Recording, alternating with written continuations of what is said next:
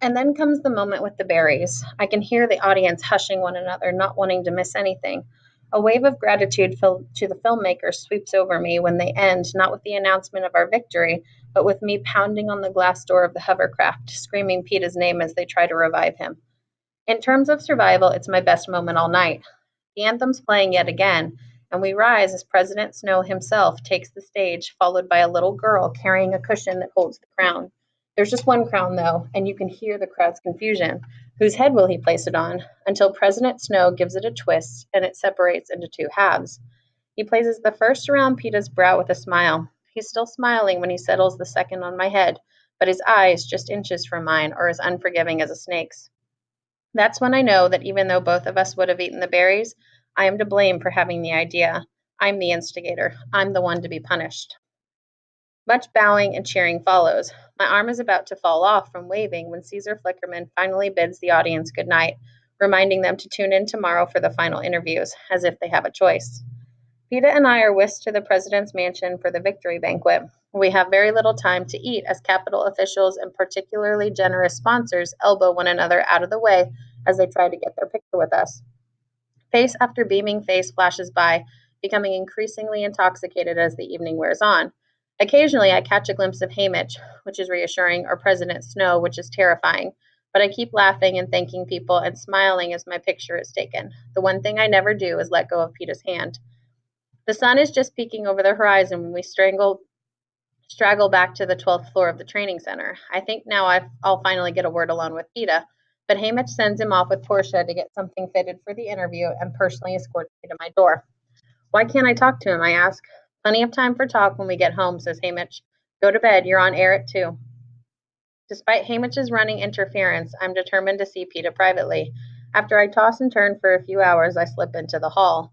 My first thought is to check the roof, but it's empty. Even the city streets far below are deserted after the celebration last night. I go back to bed for a while and then decide to go directly to his room. But when I try to turn the knob, I find my own bedroom door has been locked from the outside. I suspect Hamish initially, but then there's a more insidious fear that the Capitol may be monitoring and confining me. I've been unable to escape since the Hunger Games began, but this feels different, much more personal. This feels like I've been imprisoned for a crime and I'm awaiting sentencing. I quickly get back in bed and pretend to sleep until Effie Trinket comes to alert me to the start of another big, big, big day. I have about 5 minutes to eat a bowl of hot grain and stew before the prep team descends. All I have to say is the crowd loved you, and it's unnecessary to speak for the next couple of hours. When Cinna comes in, he shoos them out and dresses me in a white gauzy dress and pink shoes. Then he personally adjusts my makeup until I seem to radiate a soft, rosy glow. We make idle chit chat, but I'm afraid to ask him anything of real importance because after the incident with the door, I can't shake the feeling that I'm being watched constantly. The interview takes place right down the hall in the sitting room. A place has been cleared and the love seat has been moved in and surrounded by vases of red and pink roses. There are only a handful of cameras to record the event, no live audience at least.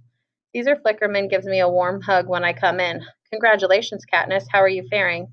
Fine, nervous about the interview, I say. Don't be. We're going to have a fabulous time, he says, giving my cheek a reassuring pat. I'm not good at talking about myself, I say. Nothing you say will be wrong, he says. And I think, oh, Caesar, if only that were true. But actually, President Snow may be arranging some sort of accident for me as we speak. Then Pete is there, looking handsome in red and white, pulling me off to the side. I hardly get to see you. Hamish seems bent on keeping us apart. Hamish is actually bent on keeping us alive, but there are too many ears listening, so I just say, yes, he's gotten very responsible lately. Well, there's just this, and we go home. Then he can't watch us all the time, says Peta. I feel a sort of shiver run through me, and there's no time to analyze why, because they're ready for us. We sit, somewhat formally, on the love seat, but Caesar says, oh, go ahead and curl up next to him if you want. It looked very sweet. So I tuck my feet up, and Peta pulls me in close to him. Someone counts backward, and just like that, we're being broadcast live to the entire country. Caesar Flickerman is wonderful, teasing, joking, getting choked up when the occasion presents itself. He and Peta already have the rapport they established that night of the first interview, that easy banter, so I just smile a lot and try to speak as little as possible. I mean, I have to talk some, but as soon as I can, I redirect the conversation back to Peta. Eventually, though, Caesar begins to pose questions that insist on fuller answers. Well, Peeta, we know from our days in the cave that it was love at first sight for you from what, age 5, Caesar says? From the moment I laid eyes on her, says Peeta. But Katniss, what a ride for you. I think the real excitement for the audience was watching you fall for him. When did you realize you were in love with him? Asked Caesar. Oh, that's a hard one. I give a faint, breathy laugh and look down at my hands. Help. Well, I know when it hit me. The night when you shouted out his name from that tree, says Caesar. Thank you, Caesar, I think, and then go with his idea. Yes, I guess that was it. I mean, until that point, I just tried not to think about what my feelings might be, honestly, because it was so confusing, and it only made things worse if I actually cared about him. But then in the tree, everything changed, I say. Why do you think that was? Urges Caesar. Maybe because for the first time, there was a chance I could keep him, I say. Behind a cameraman, I see Hamish give a sort of huff with relief, and I know I've said the right thing. Caesar pulls out a handkerchief and has to take a moment because he's so moved. I can feel Peeta press his forehead into my temple, and he asks, So now that you've got me, what are you going to do with me? I turn into him, put you somewhere you can't get hurt, and when he kisses me, people in the room actually sigh. For Caesar, this is a natural place to seg into all the ways we did get hurt in the arena, from burns to stings to wounds. But it's not until we get around to the mutts that I forget I'm on camera. When Caesar asks Peeta how his new leg is working out. New leg, I say, and I can't help reaching out and pulling up the bottom of Peeta's pants. Oh no, I whisper, taking in the metal and plastic device that has replaced his flesh. No one told you? Asks Caesar gently. I shake my head. I haven't had the chance, says Peeta with a slight shrug. It's my fault, I say, because I used that tourniquet. Yes, it's your fault I'm alive, says Peeta. He's right, says Caesar. He'd have bled to death for sure without it. I guess this is true, but I can't help feeling upset about it to the extent that I'm afraid I might cry, and then I remember everyone in the country is watching me, so I just bury my face in Peeta's shirt.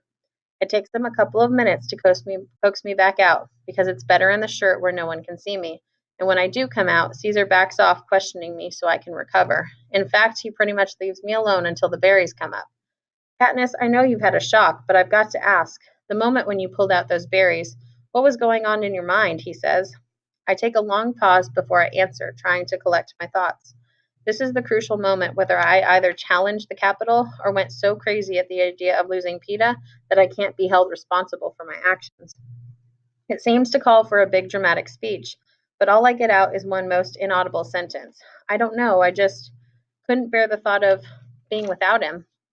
Peeta, anything to add? Asks Caesar. No, I think that goes for both of us, he says. Caesar signs off and it's over. Everyone's laughing and crying and hugging, but I'm still not sure until I reach Hamish. Okay, I whisper. Perfect, he answers. I go back to my room to collect a few things and find there's nothing to take but the Mockingjay pin Madge gave me. Someone returned it to my room after the games. They drive us through the streets in a car with blackened windows, and the train's waiting for us. We barely have time to say goodbye to Cinna and Portia, although we'll see them in a few months when we tour the districts for a round of victory ceremonies. It's the Capitol's way of reminding people that the Hunger Games never really go away.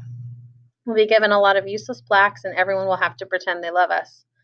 The train begins moving, and we're plunged into night until we clear the tunnel, and I take my first free breath since the reaping. Effie is accompanying us back, and Hamish too, of course. We eat an enormous dinner and settle into silence in front of the television to watch a replay of the interview.